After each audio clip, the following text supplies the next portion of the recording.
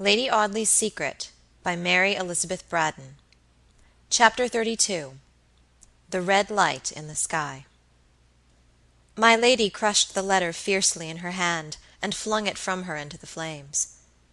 "If he stood before me now, and I could kill him," she muttered in a strange inward whisper, "I would do it. I would do it." She snatched up the lamp, and rushed into the adjoining room. She shut the door behind her. She could not endure any witness of her horrible despair. She could endure nothing, neither herself nor her surroundings. The door between my lady's dressing-room and the bedchamber in which Sir Michael lay had been left open. The baronet slept peacefully, his noble face plainly visible in the subdued lamplight.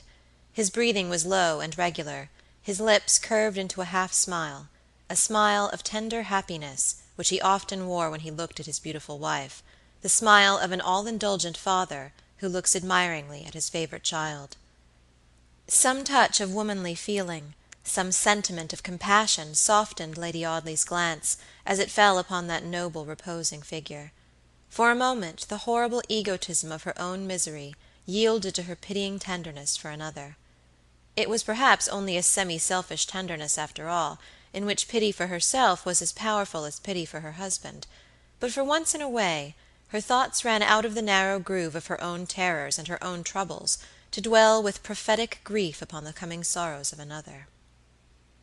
"If they make him believe, how wretched he will be," she thought. But intermingled with that thought there was another. There was the thought of her lovely face, her bewitching manner, her arch smile, her low musical laugh, which was like a peal of silvery bells ringing across a broad expanse of flat meadowland and a rippling river in the misty summer evening. She thought of all these things with a transient thrill of triumph, which was stronger even than her terror. If Sir Michael Audley lived to be 100 years old, whatever he might learn to believe of her, however he might grow to despise her, would he ever be able to disassociate her from these attributes? No, 1,000 times no. To the last hour of his life his memory would present her to him invested with the loveliness that had first won his enthusiastic admiration, his devoted affection. Her worst enemies could not rob her of that fairy dower which had been so fatal in its influence upon her frivolous mind. She paced up and down the dressing-room in the silvery lamplight, pondering upon the strange letter which she had received from Robert Audley. She walked backward and forward in that monotonous wandering for some time before she was able to steady her thoughts, before she was able to bring the scattered forces of her narrow intellect to bear upon the one all-important subject of the threat contained in the barrister's letter. "He will do it," she said between her set teeth. "He will do it, unless I get him into a lunatic asylum first, or unless—" She did not finish the thought in words. She did not even think out the sentence, but some new and unnatural impulse in her heart seemed to beat each syllable against her breast. The thought was this: "He will do it, unless some strange calamity befalls him, and silences him forever." The red blood flashed up into my lady's face with as sudden and transient a blaze as the flickering flame of a fire, and died as suddenly away, leaving her more pale than winter snow. Her hands, which had before been locked convulsively together, fell apart and dropped heavily at her sides. She stopped in her rapid pacing to and fro, stopped as Lot's wife may have stopped, after that fatal backward glance at the perishing city, with every pulse slackening, with every drop of blood congealing in her veins, in the terrible process that was to transform her from a woman into a statue. Lady Audley stood still for about 5 minutes in that strangely statuesque attitude, her head erect, her eyes staring straight before her, staring far beyond the narrow boundary of her chamber wall into dark distances of peril and horror. But by and by she started from that rigid attitude almost as abruptly as she had fallen into it. She roused herself from that semi-lethargy. She walked rapidly to her dressing-table, and seating herself before it, pushed away the litter of golden-stoppered bottles and delicate china essence-boxes, and looked at her reflection in the large oval glass. She was very pale, but there was no other trace of agitation visible in her girlish face. The lines of her exquisitely molded lips were so beautiful that it was only a very close observer who could have perceived a certain rigidity that was unusual to them. She saw this herself, and tried to smile away that statue-like immobility, but tonight the rosy lips refused to obey her. They were firmly locked, and were no longer the slaves of her will and pleasure. All the latent forces of her character concentrated themselves in this one feature. She might command her eyes, but she could not control the muscles of her mouth.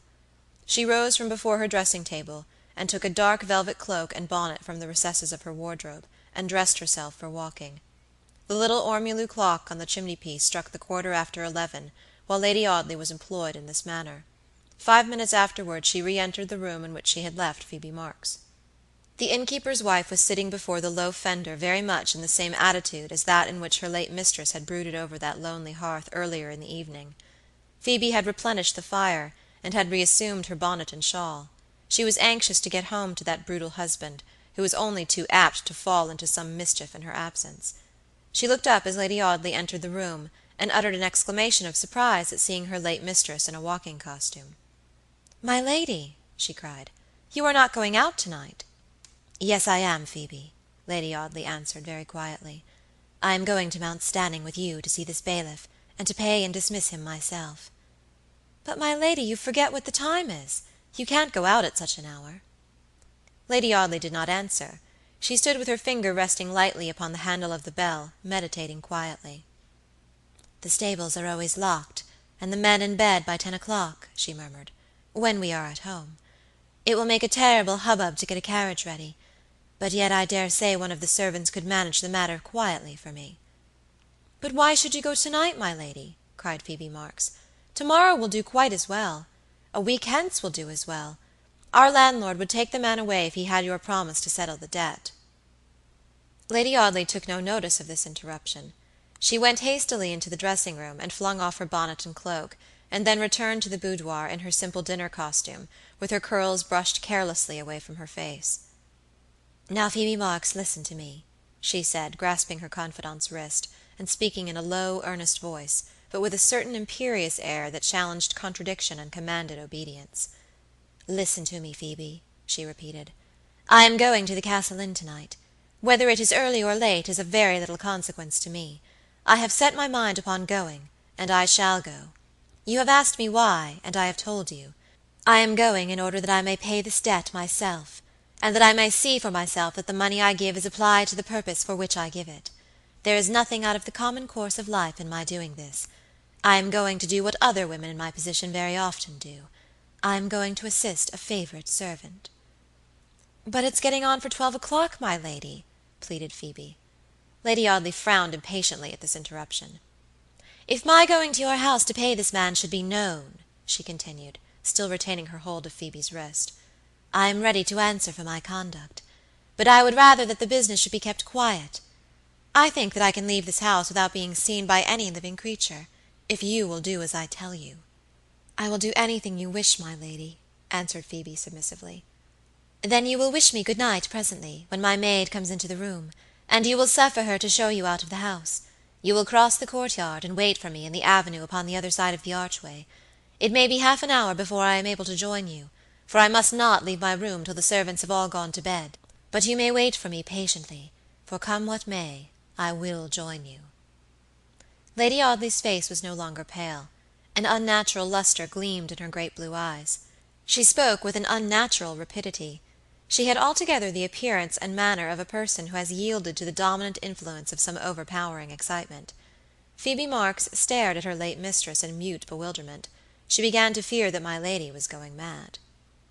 The bell which Lady Audley rang was answered by the smart lady's maid, who wore rose-colored ribbons, and black silk gowns, and other adornments which were unknown to the humble people who sat below the salt in the good old days when servants wore linsey-woolsey. "I did not know that it was so late, Martin," said my lady, in that gentle tone which always won for her the willing service of her inferiors. "I have been talking with Mrs. Marks, and have let the time slip by me. I shan't want anything tonight, so you may go to bed when you please." "Thank you, my lady," answered the girl, who looked very sleepy, and had some difficulty in repressing a yawn even in her mistress's presence, for the Audley household usually kept very early hours. "I had better show Mrs. Marks out, my lady, hadn't I?" asked the maid, "before I go to bed?" "Oh, yes, to be sure. You can let Phoebe out. All the other servants have gone to bed, then, I suppose?" "Yes, my lady." Lady Audley laughed as she glanced at the timepiece. "We have been terrible dissipated up here, Phoebe," she said. Good night. You may tell your husband that his rent shall be paid." "Thank you very much, my lady, and good night," murmured Phoebe as she backed out of the room, followed by the lady's maid. Lady Audley listened at the door, waiting till the muffled sounds of their footsteps died away in the octagon chamber and on the carpeted staircase. "Martin sleeps at the top of the house," she said, "half a mile away from this room. In 10 minutes I may safely make my escape." She went back into her dressing room, and put on her cloak and bonnet for the second time. The unnatural color still burnt like a flame in her cheeks, the unnatural light still glittered in her eyes. The excitement which she was under held her in so strong a spell that neither her mind nor her body seemed to have any consciousness of fatigue. However verbose I may be in my description of her feelings, I can never describe a tithe of her thoughts or her sufferings. She suffered agonies that would fill closely printed volumes, bulky with 1,000 pages, in that one horrible night. She underwent volumes of anguish, and doubt, and perplexity, sometimes repeating the same chapters of her torments over and over again, sometimes hurrying through 1,000 pages of her misery without one pause, without one moment of breathing time. She stood by the low fender in her boudoir, watching the minute hand of the clock, and waiting till it should be time for her to leave the house in safety.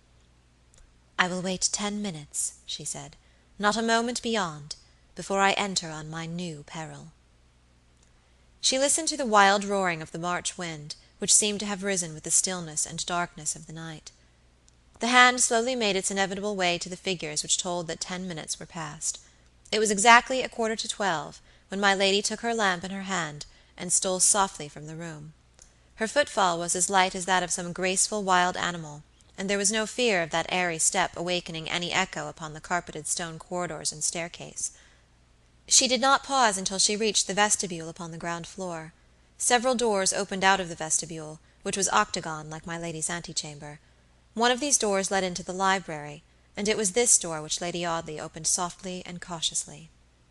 To have attempted to leave the house secretly by any of the principal outlets would have been simple madness, for the housekeeper herself superintended the barricading of the great doors, back and front. The secrets of the bolts, and bars, and chains, and bells which secured these doors, and provided for the safety of Sir Michael Audley's plate room, the door of which was lined with sheet iron, were known only to the servants who had to deal with them.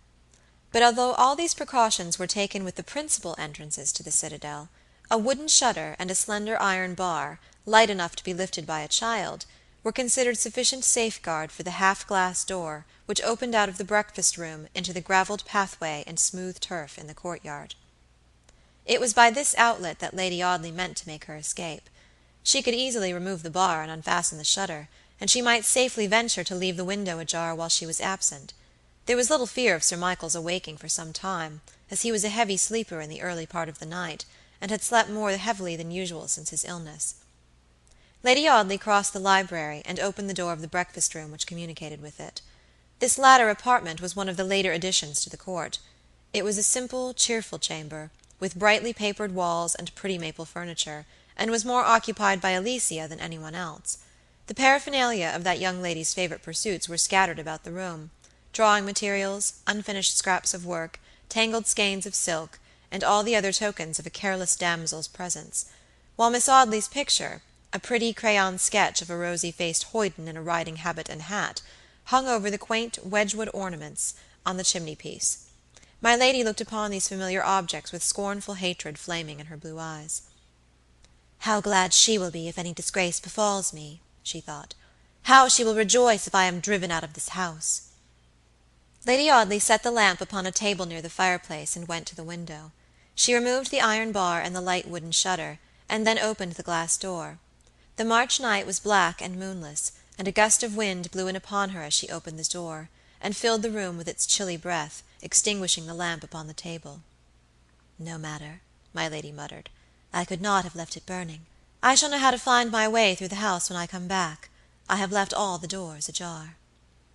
She stepped quickly out upon the smooth gravel, and closed the glass door behind her.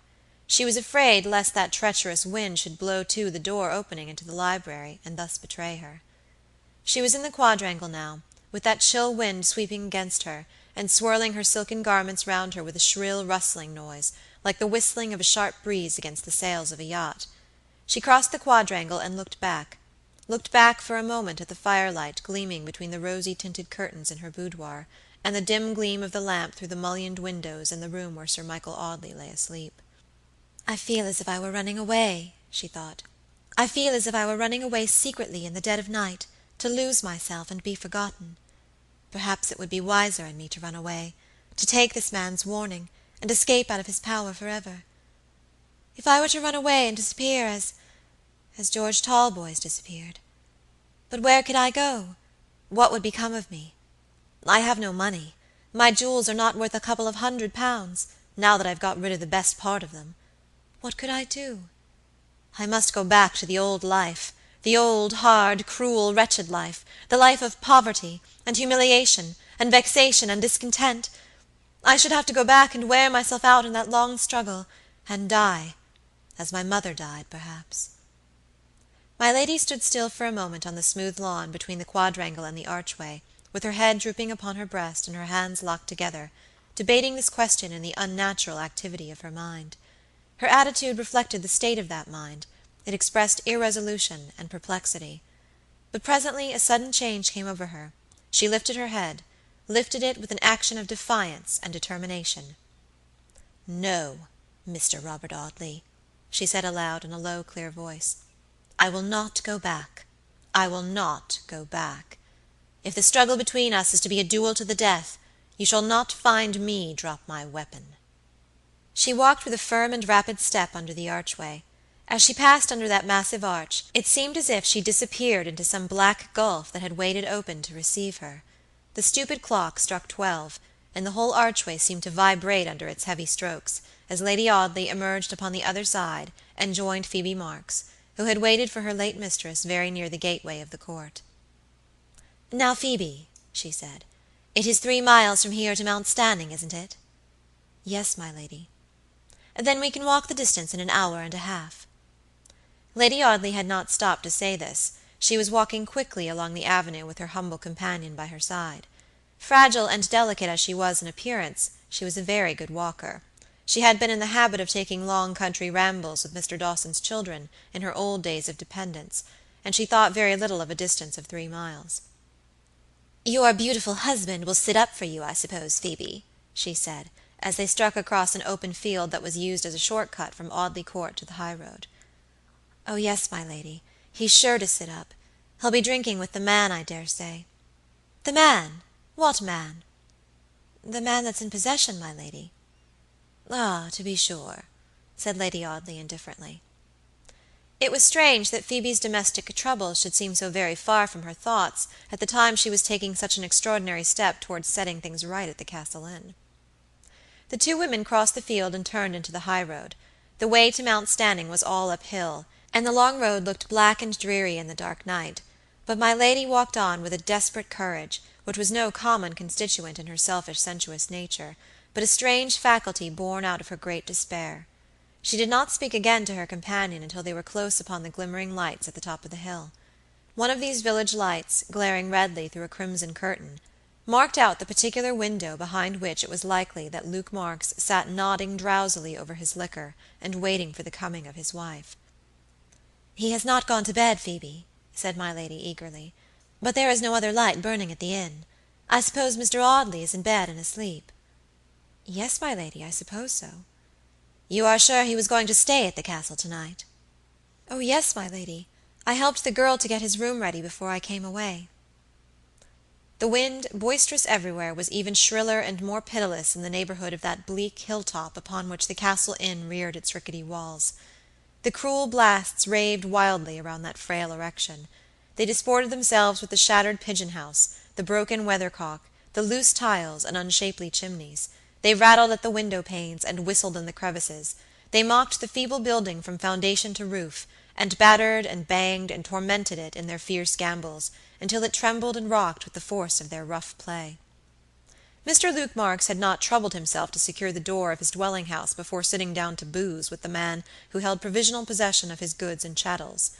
The landlord of the Castle Inn was a lazy, sensual brute, who had no thought higher than a selfish concern for his own enjoyments, and a virulent hatred for anybody who stood in the way of his gratification.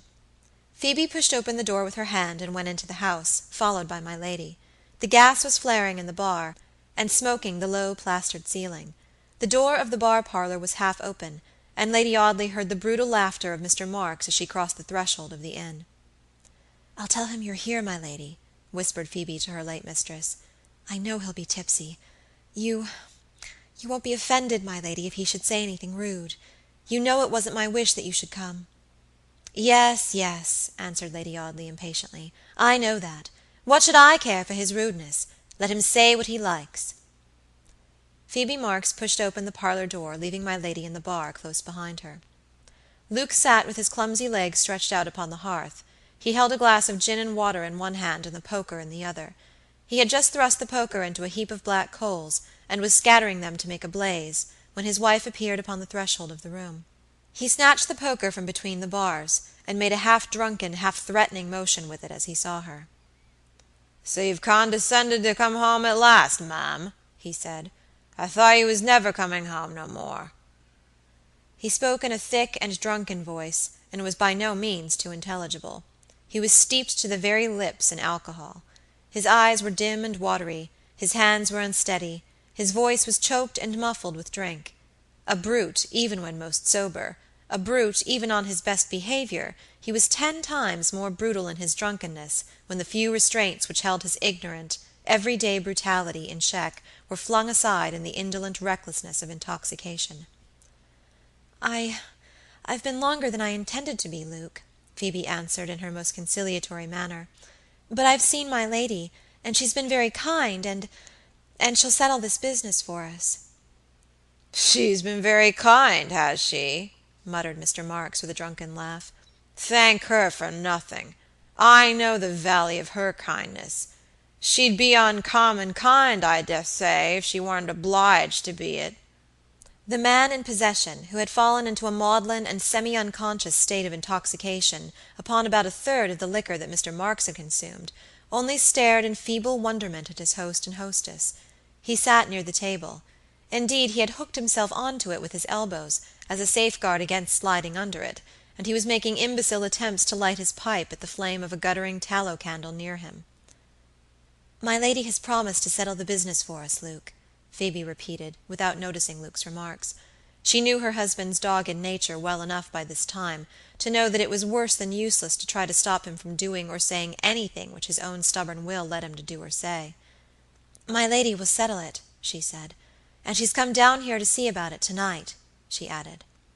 The poker dropped from the landlord's hand, and fell clattering among the cinders on the hearth. "My Lady Audley come here tonight?" he said. "Yes, Luke." My lady appeared upon the threshold of the door as Phoebe spoke. "Yes, Luke Marks," she said. "I have come to pay this man, and to send him about his business." Lady Audley said these words in a strange, semi-mechanical manner, very much as if she had learned the sentence by rote, and were repeating it without knowing what she said. Mr. Marks gave a discontented growl, and set his empty glass down upon the table with an impatient gesture. "You might have given the money to Phoebe," he said, "as well as have brought it yourself. We don't want no fine ladies up here, pryin' and pokin' their precious noses into everythink." Luke," remonstrated Phoebe, "when my lady has been so kind." "Oh, damn her kindness!" cried Mr. Marks. "It ain't her kindness we want, gal, it's her money. She won't get no snivelling gratitude from me. Whatever she does for us she does because she is obliged, and if she wasn't obliged she wouldn't do it." Heaven knows how much more Luke Marks might have said, had not my lady turned upon him suddenly and awed him into silence by the unearthly glitter of her beauty. Her hair had been blown away from her face, and being of a light feathery quality, had spread itself into a tangled mass that surrounded her forehead like a yellow flame. There was another flame in her eyes, a greenish light, such as might flash from the changing-hued orbs of an angry mermaid. "Stop!" she cried. "I didn't come up here in the dead of night to listen to your insolence. How much is this debt?" £9. Lady Audley produced her purse, a toy of ivory, silver, and turquoise. She took from it a note and 4 sovereigns. She laid these upon the table. "Let that man give me a receipt for the money," she said, "before I go." It was some time before the man could be roused into sufficient consciousness for the performance of this simple duty, and it was only by dipping a pen into the ink and pushing it between his clumsy fingers that he was at last made to comprehend that his autograph was wanted at the bottom of the receipt which had been made out by Phoebe Marks. Lady Audley took the document as soon as the ink was dry, and turned to leave the parlor. Phoebe followed her. "You mustn't go home alone, my lady," she said. "You'll let me go with you?" "Yes, yes, you shall go home with me." The two women were standing near the door of the inn as my lady said this. Phoebe stared wonderingly at her patroness. She had expected that Lady Audley would be in a hurry to return home after settling this business which she had capriciously taken upon herself, but it was not so. My lady stood leaning against the inn door and staring into vacancy, and again Mrs. Marks began to fear that trouble had driven her late mistress mad. A little Dutch clock in the bar struck 2 while Lady Audley lingered in this irresolute, absent manner. She started at the sound and began to tremble violently. "I think I am going to faint, Phoebe," she said. "Where can I get some cold water?" "The pump is in the wash-house, my lady. I'll run and get you a glass of cold water." "No, no, no," cried my lady, clutching Phoebe's arm as she was about to run away upon this errand. "I'll get it myself. I must dip my head in a basin of water if I want to save myself from fainting. In which room does Mr. Audley sleep?" There was something so irrelevant in this question that Phoebe Marks stared aghast at her mistress before she answered it. "It was number 3 that I got ready, my lady, the front room, the room next to ours," she replied after that pause of astonishment. "Give me a candle," said my lady. "I'll go into your room, and get some water for my head. Stay where you are, and see that that brute of a husband of yours does not follow me." She snatched the candle which Phoebe had lighted from the girl's hand, and ran up the rickety, winding staircase which led to the narrow corridor upon the upper floor. 5 bedrooms opened out of this low-ceilinged, close-smelling corridor. The number of these rooms were indicated by squat black figures painted upon the panels of the doors. Lady Audley had driven up to Mount Stanning to inspect the house when she bought the business for her servant's bridegroom, and she knew her way about the dilapidated old place. She knew where to find Phoebe's bedroom, but she stopped before the door of that other chamber which had been prepared for Mr. Robert Audley. She stopped and looked at the number on the door. The key was in the lock, and her hand dropped upon it as if unconsciously. But presently she suddenly began to tremble again, as she had trembled a few minutes before, at the striking of the clock. She stood for a few moments trembling thus, with her hand still upon the key. Then a horrible expression came over her face, and she turned the key in the lock. She turned it twice, double locking the door. There was no sound from within. The occupant of the chamber made no sign of having heard that ominous creaking of the rusty key in the rusty lock. Lady Audley hurried into the next room. She set the candle on the dressing-table, flung off her bonnet, and slung it loosely across her arm. Then she went to the washstand and filled the basin with water. She plunged her golden hair into this water, and then stood for a few moments in the center of the room looking about her, with a white, earnest face, and an eager gaze that seemed to take in every object in the poorly furnished chamber. Phoebe's bedroom was certainly very shabbily furnished. She had been compelled to select all the most decent things for those best bedrooms which were set apart for any chance traveler who might stop for a night's lodging at the Castle Inn. But Phoebe Marks had done her best to atone for the lack of substantial furniture in her apartment by a superabundance of drapery. Crisp curtains of cheap chintz hung from the tent bedstead. Festooned drapery of the same material shrouded the narrow window shutting out the light of day, and affording a pleasant harbor for tribes of flies and predatory bands of spiders. Even the looking-glass, a miserably cheap construction which distorted every face whose owner had the hardihood to look into it, stood upon a draperied altar of starched muslin and pink glazed calico, and was adorned with frills of lace and knitted work. My lady smiled as she looked at the festoons and furbelows which met her eyes upon every side. She had reason, perhaps, to smile, remembering the costly elegance of her own apartments, but there was something in that sardonic smile that seemed to have a deeper meaning than any natural contempt for Phoebe's attempts at decoration. She went to the dressing-table, and smoothed her wet hair before the looking-glass, and then put on her bonnet. She was obliged to place the flaming tallow candle very close to the lace furbelows about the glass, so close that the starched muslin seemed to draw the flame toward it by some power of attraction in its fragile tissue. Phoebe waited anxiously by the inn door for my lady's coming. She watched the minute hand of the little Dutch clock, wondering at the slowness of its progress.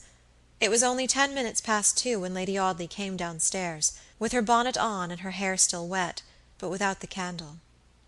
Phoebe was immediately anxious about this missing candle. "The light, my lady," she said. "You have left it upstairs." "The wind blew it out as I was leaving your room," Lady Audley answered, quietly. "I left it there." "In my room, my lady?" "Yes." "And it was quite out?" "Yes, I tell you. Why do you worry me about your candle? It is past 2:00. Come." She took the girl's arm, and half led, half dragged her from the house. The convulsive pressure of her slight hand held her firmly as an iron vice could have held her.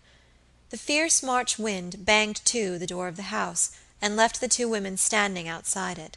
The long black road lay bleak and desolate before them, dimly visible between straight lines of leafless hedges.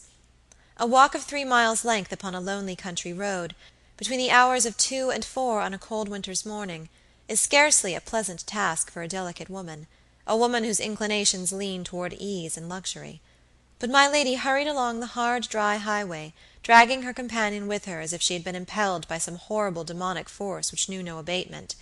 With the black night above them, with the fierce wind howling around them, sweeping across a broad expanse of hidden country, blowing as if it had arisen simultaneously from every point of the compass, and making those wanderers the focus of its ferocity, the two women walked through the darkness down the hill upon which Mount Stanning stood, along a mile and a half of flat road, and then up another hill, on the western side of which Audley Court lay in that sheltered valley, which seemed to shut in the old house from all the clamor and hubbub of the everyday world.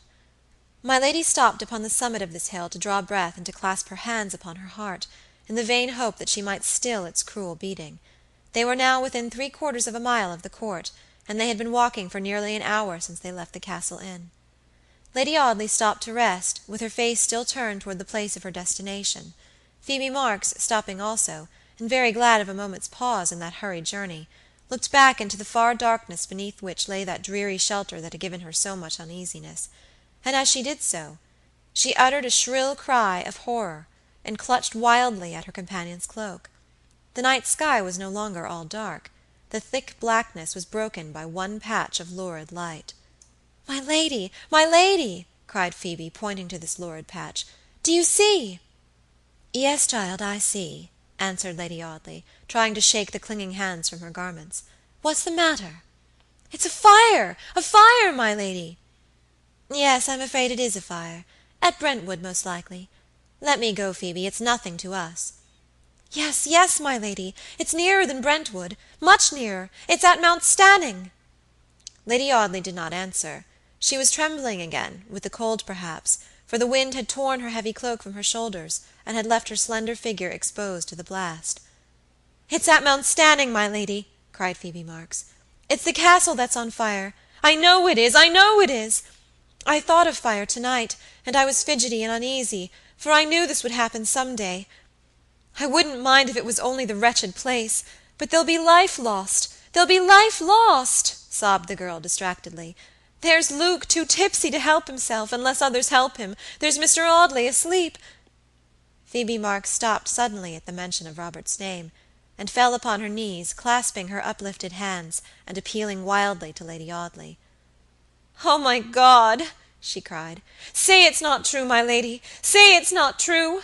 It's too horrible, it's too horrible, it's too horrible." "What's too horrible?" "The thought that's in my mind, the terrible thought that's in my mind." "What do you mean, girl?" cried my lady fiercely.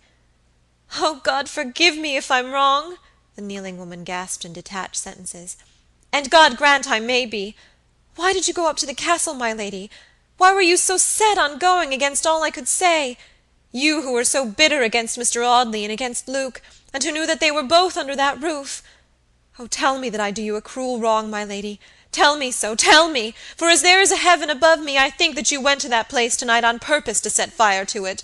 Tell me that I'm wrong, my lady. Tell me that I'm doing you a wicked wrong." "I will tell you nothing, except that you are a mad woman," answered Lady Audley in a cold, hard voice. "Get up, fool, idiot, coward! Is your husband such a precious bargain that you should be groveling there, lamenting and groaning for him? What is Robert Audley to you, that you behave like a maniac, because you think he is in danger? How do you know the fire is at Mount Stanning? You see a red patch in the sky, and you cry out directly that your own paltry hovel is in flames, as if there were no place in the world that could be burnt except that. The fire may be at Brentwood, or further away, at Romford, or still further away, on the eastern side of London, perhaps. Get up, mad woman, and go back and look after your goods and chattels, and your husband and your lodger. Get up and go. I don't want you." "Oh, my lady, forgive me," sobbed Phoebe. "There's nothing you can say to me that's hard enough for having done you such a wrong, even my thoughts. I don't mind your cruel words. I don't mind anything if I'm wrong." "Go back and see for yourself," answered Lady Audley sternly. "I tell you again, I don't want you." She walked away in the darkness, leaving Phoebe Marks still kneeling upon the hard road where she had cast herself in that agony of supplication. Sir Michael's wife walked toward the house in which her husband slept, with the red blaze lighting up the skies behind her, and with nothing but the blackness of the night before. Chapter 32. Lady Audley's Secret, by Mary Elizabeth Braddon. Chapter 33. The Bearer of the Tidings. It was very late the next morning when Lady Audley emerged from her dressing-room, exquisitely dressed in a morning costume of delicate muslin, delicate laces, and embroideries, but with a very pale face, and with half circles of purple shadow under her eyes. She accounted for this pale face and these hollow eyes by declaring that she had sat up reading until a very late hour on the previous night. Sir Michael and his young wife breakfasted in the library at a comfortable round table, wheeled close to the blazing fire, and Alicia was compelled to share this meal with her stepmother, however she might avoid that lady in the long interval between breakfast and dinner. The March morning was bleak and dull, and a drizzling rain fell incessantly, obscuring the landscape and blotting out the distance. There were very few letters by the morning post. The daily newspapers did not arrive until noon, and such aids to conversation being missing, there was very little talk at the breakfast table.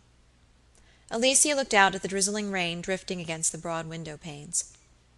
"No chance of riding today," she said, "and no chance of any callers to enliven us, unless that ridiculous Bob comes crawling through the wet from Mount Stanning." Have you ever heard anybody, whom you know to be dead, alluded to in a light, easy-going manner by another person who did not know of his death, alluded to as doing this or that, as performing some trivial everyday operation, when you know that he has vanished away from the face of this earth, and separated himself forever from all living creatures in their commonplace pursuits, in the awful solemnity of death?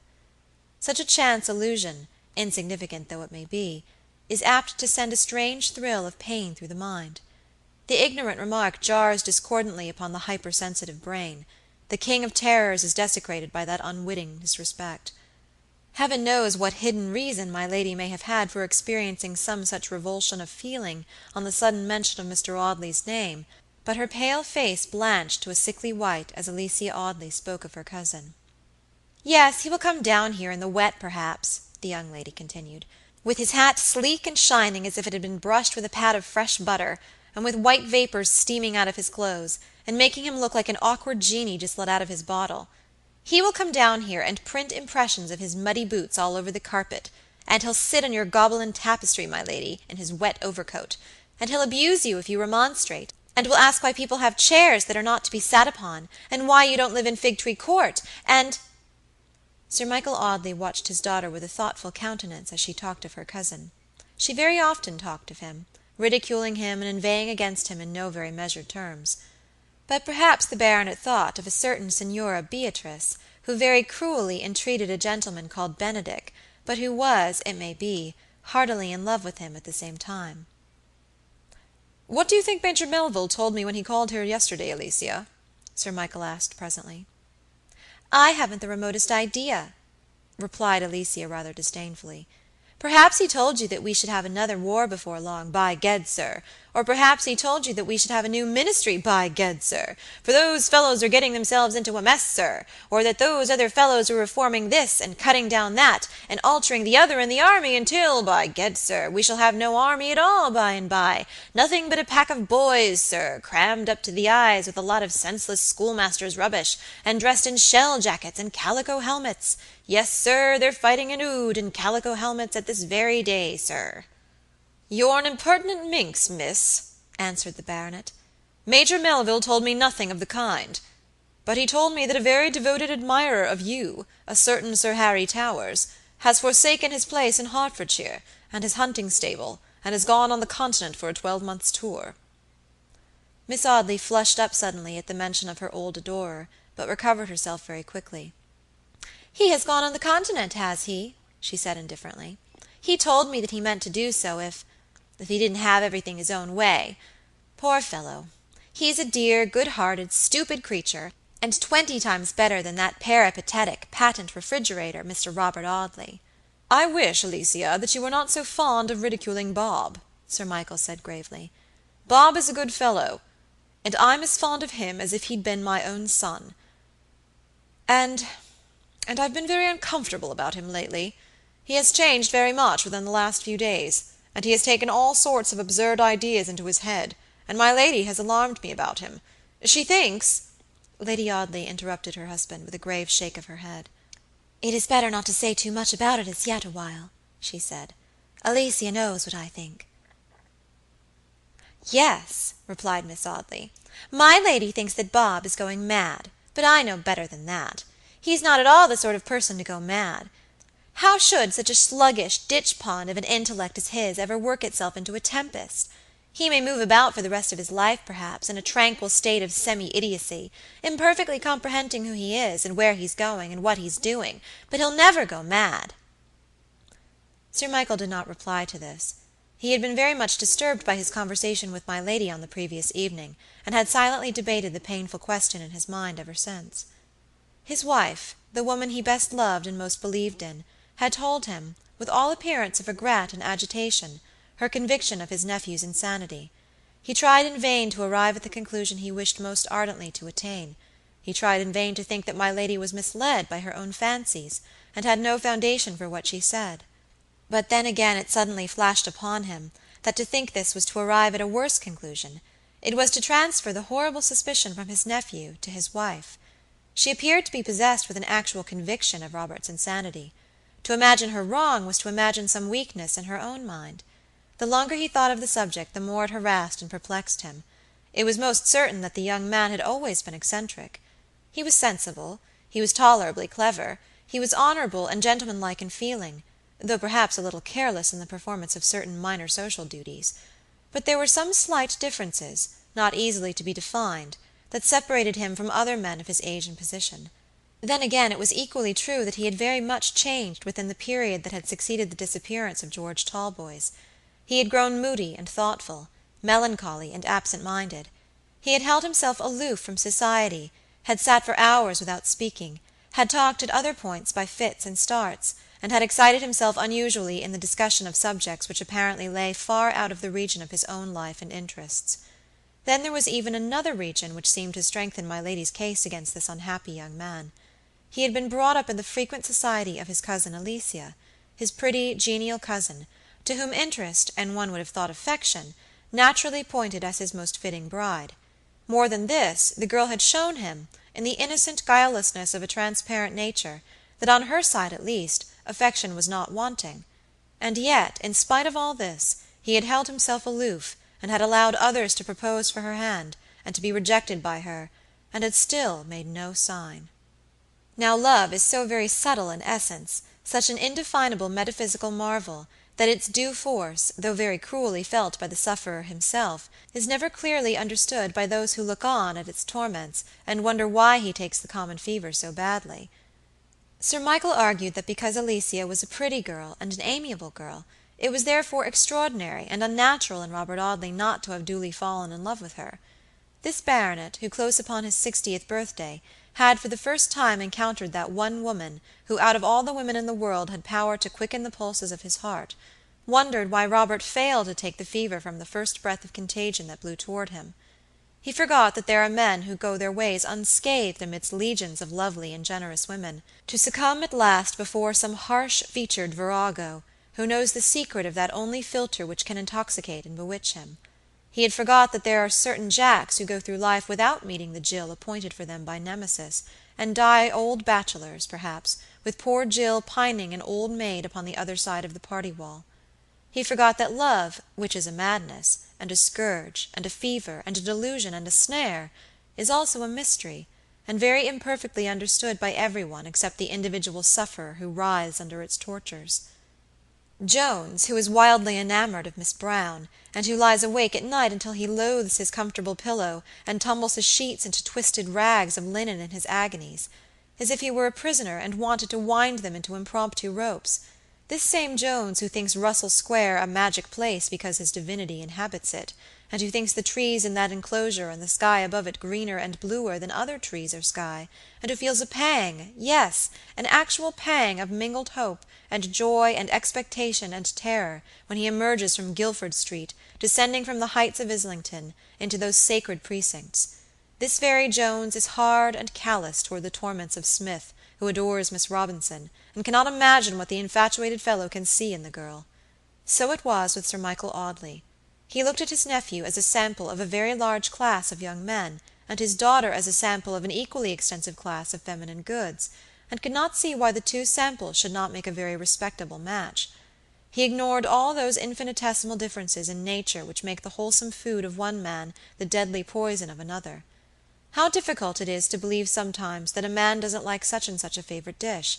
If at a dinner party a meek-looking guest refuses early salmon and cucumbers, or green peas in February, we set him down as a poor relation whose instincts warn him off those expensive plates. If an alderman were to declare that he didn't like green fat, he would be looked upon as a social martyr, a Marcus Curtius of the dinner-table, who immolated himself for the benefit of his kind.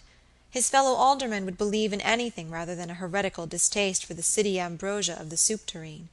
But there are people who dislike salmon, and whitebait, and spring ducklings, and all manner of old-established delicacies, and there are other people who affect eccentric and despicable dishes, generally stigmatized as nasty.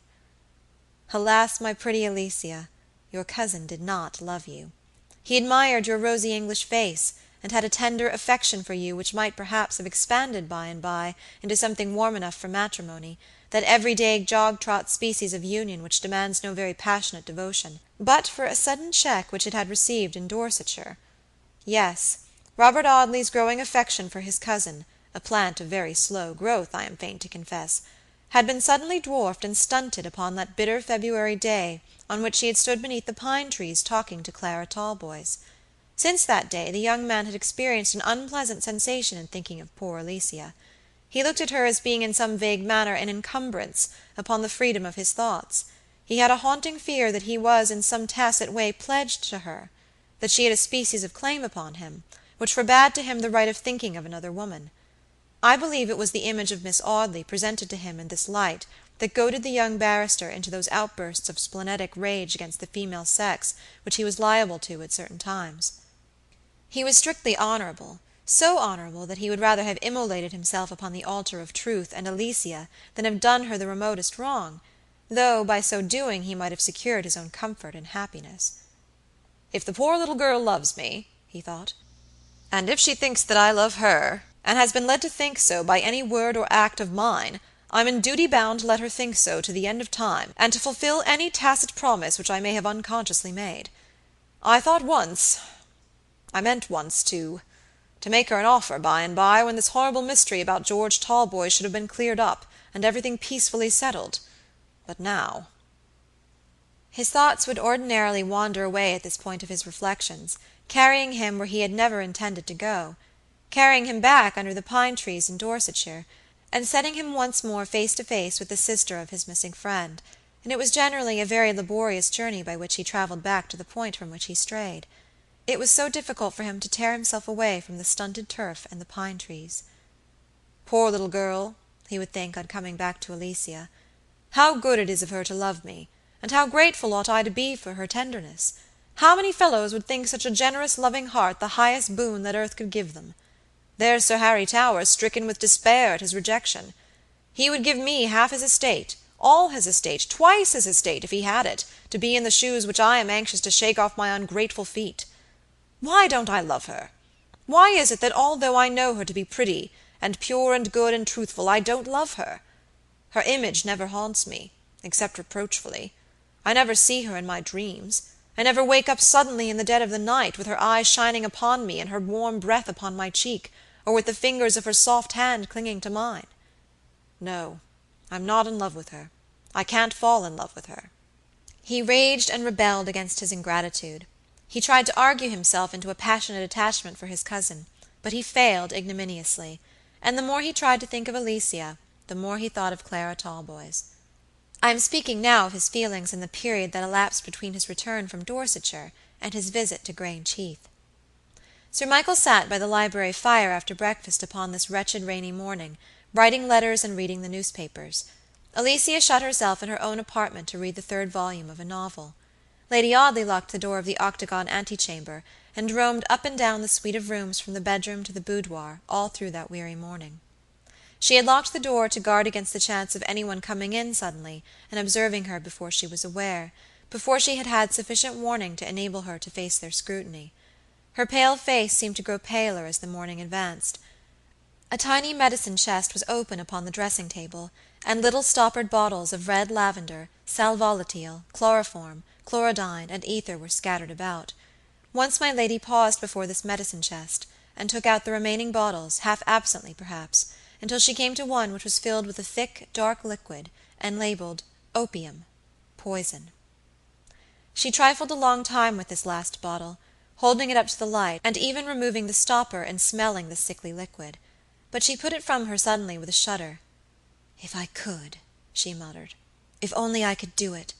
And yet why should I now?" She clinched her small hands as she uttered the last words, and walked to the window of the dressing-room, which looked straight toward that ivied archway under which any one must come who came from Mount Stanning to the Court.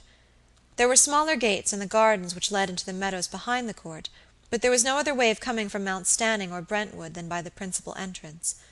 The solitary hand of the clock over the archway was midway between 1 and 2 when my lady looked at it. "How slow the time is," she said wearily. "How slow, how slow! Shall I grow old like this, I wonder, with every minute of my life seeming like an hour?" She stood for a few minutes watching the archway, but no one passed under it while she looked, and she turned impatiently away from the window to resume her weary wandering about the rooms. Whatever fire that had been which had reflected itself vividly in the black sky, no tidings of it had as yet come to Audley Court. The day was miserably wet and windy, altogether the very last day upon which even the most confirmed idler and gossip would care to venture out. It was not a market day, and there were therefore very few passengers upon the road between Brentwood and Chelmsford, so that as yet no news of the fire, which had occurred in the dead of the wintry night, had reached the village of Audley, or travelled from the village to the Court. The girl with the rose-colored ribbons came to the door of the anteroom to summon her mistress to luncheon, but Lady Audley only opened the door a little way, and intimated her intention of taking no luncheon. "My head aches terribly, Martin," she said.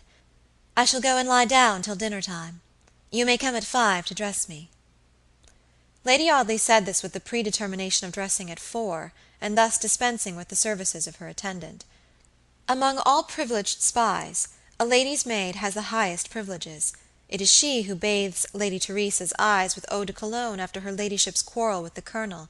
It is she who administers sal volatile to Miss Fanny when Count Beaudesert of the Blues has jilted her. She has 100 methods for the finding out of her mistress's secrets. She knows by the manner in which her victim jerks her head from under the hairbrush, or chafes at the gentlest administration of the comb, what hidden tortures are racking her breast, what secret perplexities are bewildering her brain. That well-bred attendant knows how to interpret the most obscure diagnosis of all mental diseases that can afflict her mistress. She knows when the ivory complexion is bought and paid for, when the pearly teeth are foreign substances fashioned by the dentist, when the glossy plaits are the relics of the dead rather than the property of the living, and she knows other and more sacred secrets than these. She knows when the sweet smile is more false than Madame Levinson's enamel, and far less enduring, when the words that issue from between gates of borrowed pearl are more disguised and painted than the lips which help to shape them, when the lovely fairy of the ballroom re-enters the dressing-room after the night's long revelry, and throws aside her voluminous burnous and her faded bouquet, and drops her mask, and like another Cinderella loses the glass slipper, by whose glitter she has been distinguished, and falls back into her rags and dirt, the lady's maid is by to see the transformation. The valet who took wages from the prophet of Chorazin must have seen his master sometimes unveiled, and must have laughed in his sleeve at the folly of the monster's worshippers. Lady Audley had made no confidant of her new maid, and on this day of all others she wished to be alone. She did lie down. She cast herself wearily upon the luxurious sofa in the dressing-room, and buried her face in the down pillows and tried to sleep. Sleep! She had almost forgotten what it was, that tender restorer of tired nature. It seemed so long now since she had slept. It was only about 48 hours, perhaps, but it appeared an intolerable time. Her fatigue of the night before, and her unnatural excitement had worn her out at last. She did fall asleep. She fell into a heavy slumber that was almost like stupor. She had taken a few drops out of the opium bottle in a glass of water before lying down. The clock over the mantelpiece chimed the 4:15 as she woke suddenly, and started up, with the cold perspiration breaking out in icy drops upon her forehead. She had dreamt that every member of the household was clamoring at the door, eager to tell her of a dreadful fire that had happened in the night. There was no sound but the flapping of the ivy leaves against the glass, the occasional falling of a cinder, and the steady ticking of the clock. "Perhaps I shall always be dreaming these sorts of dreams," my lady thought, "until the terror of them kills me." The rain had ceased, and the cold spring sunshine was glittering upon the windows. Lady Audley dressed herself rapidly but carefully. I do not say that even in her supremest hour of misery she still retained her pride in her beauty. It was not so. She looked upon that beauty as a weapon, and she felt that she had now double need to be well armed. She dressed herself in her most gorgeous silk, a voluminous robe of silvery shimmering blue that made her look as if she had been arrayed in moonbeams. She shook out her hair into feathery showers of glittering gold, and with a cloak of white cashmere about her shoulders, went downstairs into the vestibule. She opened the door of the library and looked in. Sir Michael Audley was asleep in his easy-chair. As my lady softly closed this door, Alicia descended the stairs from her own room. The turret door was open, and the sun was shining upon the wet grass-plat in the quadrangle. The firm gravel walks were already very nearly dry, for the rain had ceased for upward of 2 hours. "Will you take a walk with me in the quadrangle?" Lady Audley asked as her stepdaughter approached. The armed neutrality between the two women admitted of any chance civility such as this. "Yes, if you please, my lady," Alicia answered rather listlessly. "I have been yawning over a stupid novel all the morning, and shall be very glad of a little fresh air." Heaven help the novelist whose fiction Miss Audley had been perusing, if he had no better critics than that young lady. She had read page after page without knowing what she had been reading, and had flung aside the volume half a dozen times to go to the window and watch for that visitor whom she had so confidently expected. Lady Audley led the way through the low doorway and onto the smooth gravel drive, by which carriages approached the house. She was still very pale, but the brightness of her dress and of her feathery golden ringlets distracted an observer's eyes from her pallid face. All mental distress is, with some show of reason, associated in our minds with loose, disordered garments and dishabilled hair, and an appearance in every way the reverse of my lady's. Why had she come out into the chill sunshine of that March afternoon to wander up and down that monotonous pathway with the stepdaughter she hated? She came because she was under the dominion of a horrible restlessness, which would not suffer her to remain within the house waiting for certain tidings which she knew must too surely come. At first she had wished to ward them off. At first she had wished that strange convulsions of nature might arise to hinder their coming, that abnormal winter lightnings must wither and destroy the messenger who carried them, that the ground might tremble and yawn beneath his hastening feet, and that impassable gulfs might separate the spot from which the tidings were to come and the place to which they were to be carried. She wished that the earth might stand still, and the paralyzed elements cease from their natural functions, that the progress of time might stop, that the day of judgment might come, and that she might thus be brought before an unearthly tribunal, and so escape the intervening shame and misery of any earthly judgment. In the wild chaos of her brain, every one of these thoughts had held its place, and in her short slumber on the sofa in her dressing-room, she had dreamed all these things and 100 other things, all bearing upon the same subject. She had dreamed that a brook, a tiny streamlet when she first saw it, flowed across the road between Mount Stanning and Audley, and gradually swelled into a river, and from a river became an ocean, till the village on the hill receded far away out of sight, and only a great waste of waters rolled where it had once been. She dreamt that she saw the messenger, now one person, now another, but never any probable person, hindered by 100 hindrances, now startling and terrible, now ridiculous and trivial, but never either natural or probable, and going down into the quiet house with the memory of these dreams strong upon her, she had been bewildered by the stillness which had betokened that the tidings had not yet come. And now her mind underwent a complete change. She no longer wished to delay the dreaded intelligence. She wished the agony, whatever it was to be, over and done with, the pain suffered and the release attained. It seemed to her as if the intolerable day would never come to an end, as if her mad wishes had been granted, and the progress of time had actually stopped. "What a long day it has been!" exclaimed Alicia, as if taking up the burden of my lady's thoughts. "Nothing but drizzle and mist and wind. And now that it's too late for anybody to go out, it must needs be fine," the young lady added, with an evident sense of injury. Lady Audley did not answer. She was looking at the stupid one-handed clock, and waiting for the news which must come sooner or later, which could not surely fail to come very speedily. "They have been afraid to come and tell him," she thought. "They have been afraid to break the news to Sir Michael. Who will come to tell it at last, I wonder? The rector of Mount Stanning, perhaps, or the doctor. Some important person, at least." If she could have gone out into the leafless avenues, or onto the high road beyond them, if she could have gone so far as that hill upon which she had so lately parted with Phoebe, she would gladly have done so. She would rather have suffered anything than that slow suspense, that corroding anxiety, that metaphysical dry rot, in which heart and mind seemed to decay under an insufferable torture. She tried to talk, and by a painful effort contrived now and then to utter some commonplace remark. Under any ordinary circumstances her companion would have noticed her embarrassment, but Miss Audley, happening to be very much absorbed by her own vexations, was quite as well inclined to be silent as my lady herself. The monotonous walk up and down the gravelled pathway suited Alicia's humour. I think that she even took a malicious pleasure in the idea that she was very likely catching cold, and that her cousin Robert was answerable for her danger. If she could have brought upon herself inflammation of the lungs, or ruptured blood vessels, by that exposure to the chill March atmosphere, I think she would have felt a gloomy satisfaction in her sufferings.